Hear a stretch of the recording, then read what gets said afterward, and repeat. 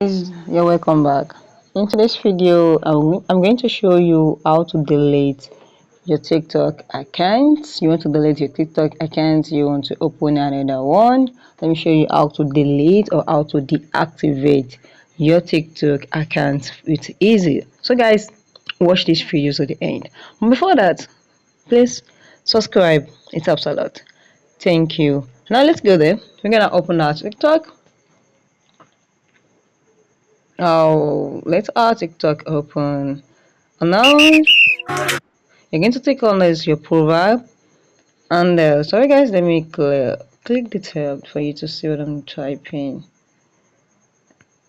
I'm gonna share my tab. Alright guys, so you click on this your profile here and you click on the three line dots, and after that you come here, click on your settings and privacy, and after that one you're going to click on your account, and after that one, let's say I can't open, and you're gonna click on, you can say the active or activate here. I can just click on the active or delete your account. And now this is what you're going to do it. It's very simple. Do you want to deactivate your account or you want to delete your account permanently?